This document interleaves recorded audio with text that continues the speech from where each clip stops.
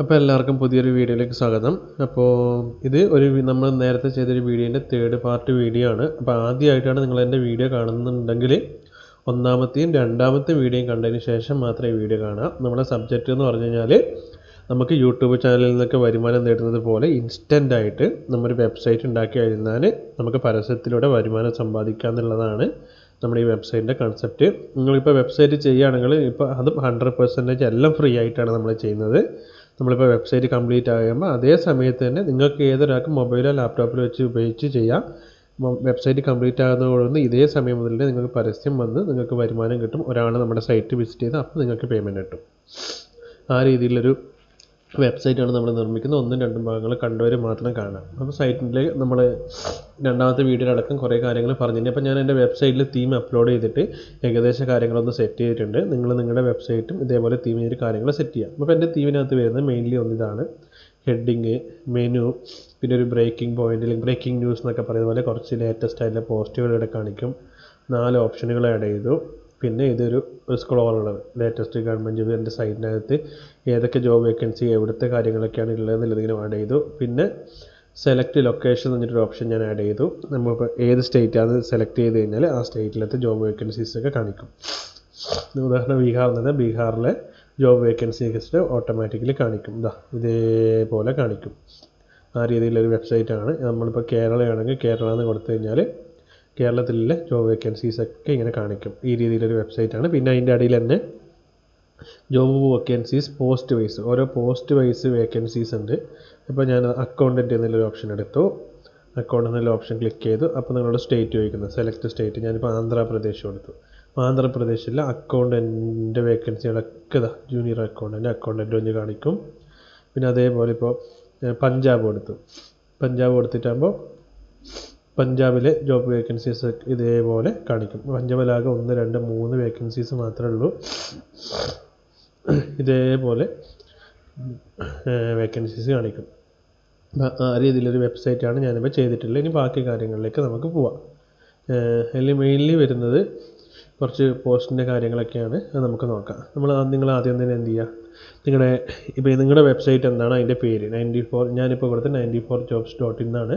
നിങ്ങൾക്ക് ഈ വെബ്സൈറ്റ് കാണണമെന്നുണ്ടെങ്കിൽ നേരെ 94job.blogspot.com എന്ന് നിങ്ങളുടെ മൊബൈലിലോ ലാപ്ടോപ്പിലോ അടിച്ചു കഴിഞ്ഞാൽ നിങ്ങൾക്ക് കാണാൻ പറ്റും. അപ്പോൾ അതിന് നിങ്ങൾക്ക് ഈ പേര് എങ്ങനെ എഡിറ്റ് ചെയ്യുക, അല്ലെങ്കിൽ ഇതിൻ്റെ സ്റ്റൈല്, തീം, കാര്യങ്ങൾ എങ്ങനെയൊക്കെ മാറ്റാം എന്നാണ് നമ്മൾ ആദ്യം നോക്കുന്നത്. അതിന് വേണ്ടിയിട്ട് നിങ്ങൾ നേരെ തീം എടുക്കുക, എന്നിട്ട് കസ്റ്റമൈസ് കൊടുക്കുക. നിങ്ങളുടെ വെബ്സൈറ്റിൻ്റെ പേര് എന്താണോ അത്, എന്നിട്ട് ഇതിനകത്ത് ഇടാം അഡ്വാൻസ്ഡ് എന്നുള്ളതെടുക്കുക. എന്നിട്ട് ഇതിലെ ഓരോ കാര്യങ്ങൾ ഞാൻ പരിചയപ്പെടുത്താം. ഫസ്റ്റ് തന്നെ വരുന്നത് ഞാൻ പറഞ്ഞ ഈ ഹെഡറാണ്. ടോപ്പ് ഹെഡർ എന്നുള്ളത് എടുക്കാം.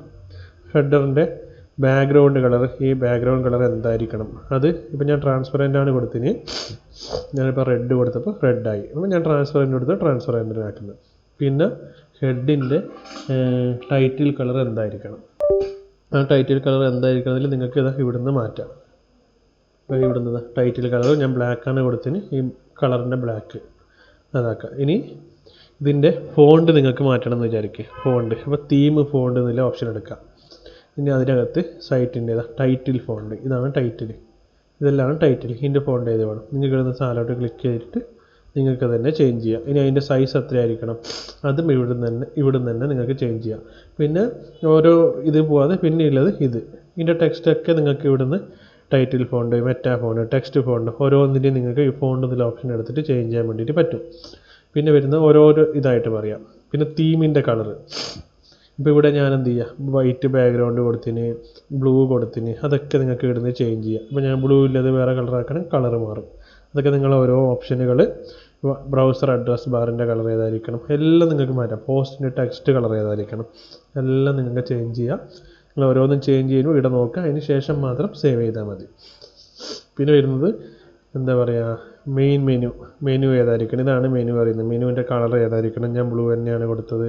മെനുവിൻ്റെ ടെക്സ്റ്റ് കളർ ഞാൻ വൈറ്റാണ് കൊടുത്തത്. ഇപ്പോൾ ബ്ലാക്ക് ആക്കി വിചാരിക്കുക, അപ്പോൾ ഇവിടെ ബ്ലാക്കായി.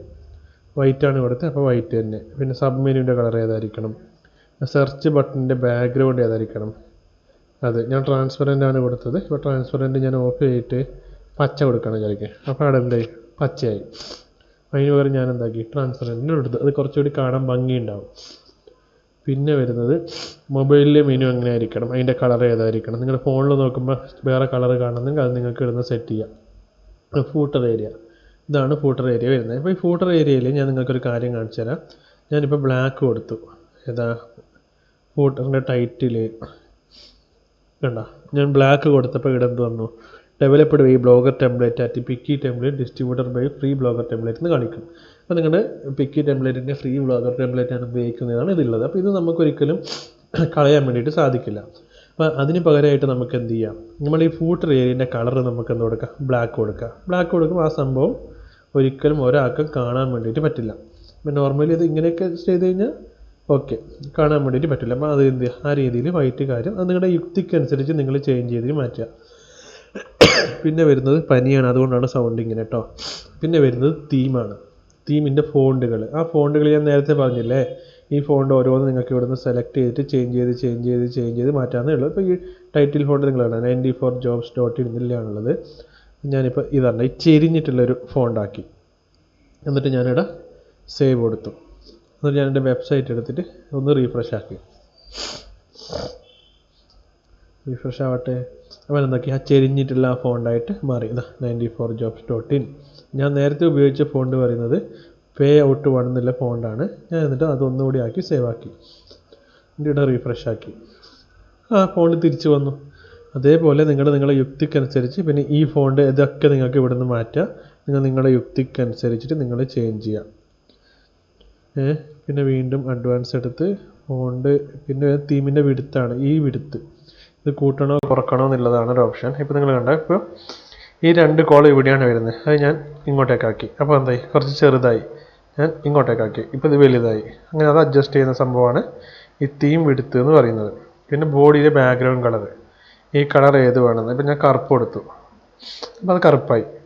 ആ രീതിയിൽ ഏത് വേണമെന്നുള്ളതാണ് ഇത് ചോദിക്കുന്നത്. അപ്പോൾ അത് നിങ്ങളുടെ യുക്തിക്കനുസരിച്ച് നോക്കാം. ഇനി മെയിൻ ഒരു കാര്യത്തിലേക്ക് പോവാം. ഞാൻ എൻ്റെ വെബ്സൈറ്റ് ഇപ്പോൾ ഈ രീതിയിലാണ് നിങ്ങൾ കാണുന്നത്. അപ്പോൾ ഞാനിപ്പോൾ ഇവിടെ നോക്കുമ്പോൾ ഫസ്റ്റ് ഇതിലേക്ക് വരാം. ഇത് പോസ്റ്റുകളാണ്, ട്രെൻഡിങ് പോസ്റ്റുകൾ. ഇപ്പോൾ ഈ ആദ്യം ഹോം മെനു, ഈ ഹോം മെനു എങ്ങനെയാണ് ആഡ് ചെയ്യുന്നത് എന്നുള്ളത് നോക്കാം. അത് സിമ്പിളാണ്. നിങ്ങൾ എടുക്കാം, ലേ ഔട്ട് എടുക്കാം. ഇനി ലേ ഔട്ടിനകത്ത് തന്നെ ഇതാ മെയിൻ മെനു എന്ന് പറയുമ്പോൾ ഇതാ ഇവിടെ ആഡ് ചെയ്യാനുള്ള ഓപ്ഷൻ ഉണ്ട്. ന്യൂ മെനു എന്ന് കൊടുക്കുക. മെനു എന്താണെന്നുള്ള സെലക്ട് ചെയ്യുക. അതിൻ്റെ പേജിൻ്റെ ലിങ്ക് ഇവിടെ പേസ്റ്റ് ചെയ്യുക, സേവ് കൊടുക്കുക.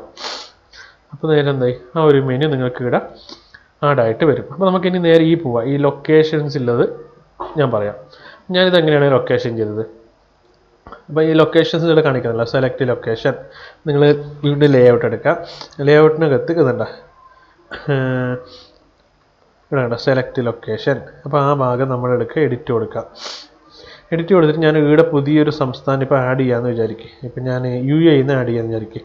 ഞാനപ്പോൾ എന്താക്കും, ഫസ്റ്റ് UAE ജോബ് വേക്കൻസി ഞാൻ ഇവിടെ ഇപ്പോൾ ഈ ആന്ധ്രാപ്രദേശ്, ആസാം, ബീഹാർ, ഛത്തീസ്ഗഡ് എന്ന് കൊടുത്ത പോലെ ഇവിടെ ഒരു എക്സ്ട്രാ ഒന്ന് കൊടുക്കുക. UAE, Qatar, Saudi Arabia, Bahrain കാണിക്കണമെന്ന് വിചാരിക്കും.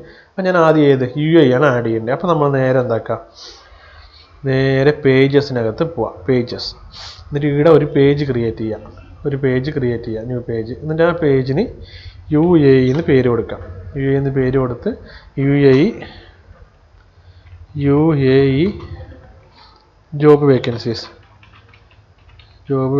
എന്നാക്കി. പിന്നെ UAE വരുന്ന ജോബ് വേക്കൻസി ഇവിടെ ആഡ് ചെയ്യുക. ഇപ്പം ഞാൻ എന്ത് പറയണ്ടേ,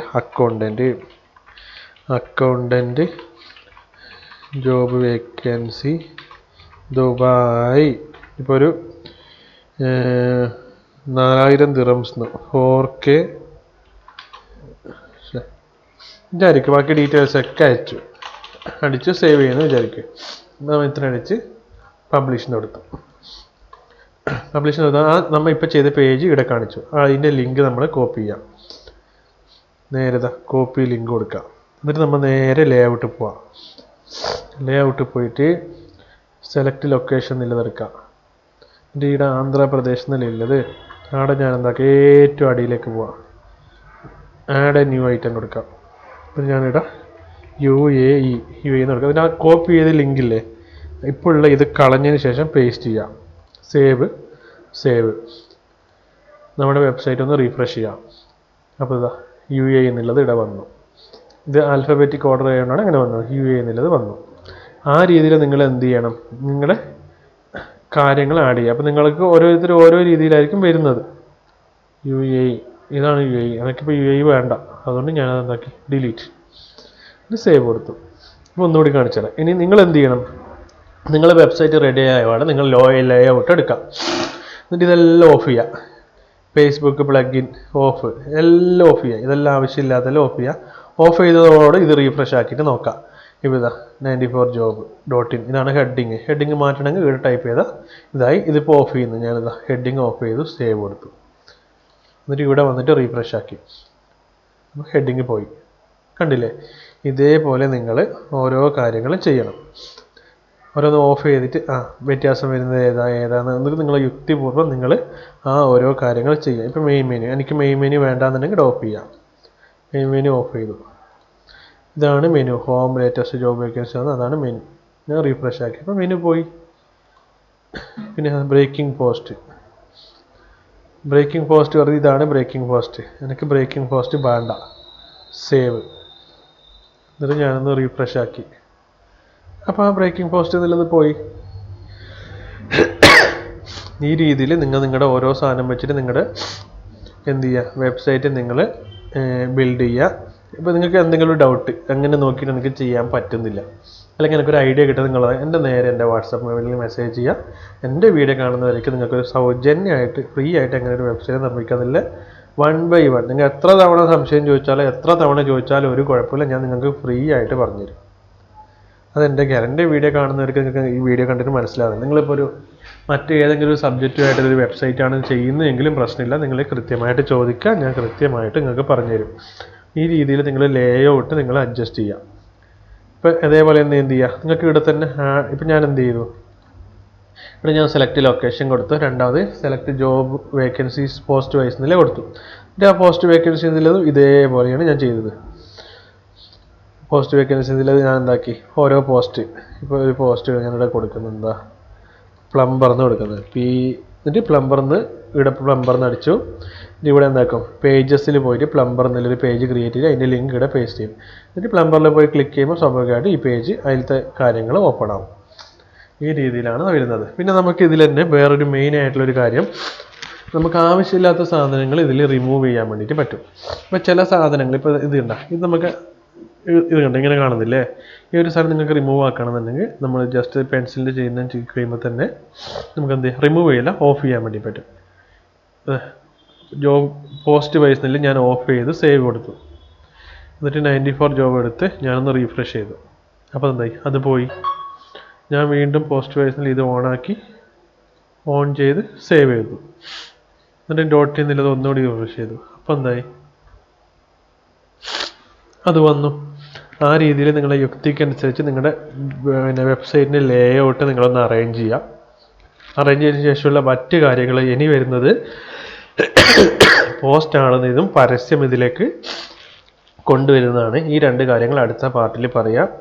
നിങ്ങൾക്ക് എന്തെങ്കിലും ഡൗട്ടോ കാര്യങ്ങളുണ്ടെങ്കിൽ എൻ്റെ വാട്സാപ്പ് നമ്പറിൽ നിങ്ങൾ മെസ്സേജ് അയക്കുക, നിങ്ങൾ കൃത്യമായിട്ട് പറഞ്ഞു തരുന്നതായിരിക്കും. അപ്പോൾ വീണ്ടും പുതിയ വീഡിയോ ആയിട്ട് 4ാമത്തെ പാർട്ടിൽ നമുക്ക് വീണ്ടും കാണാം.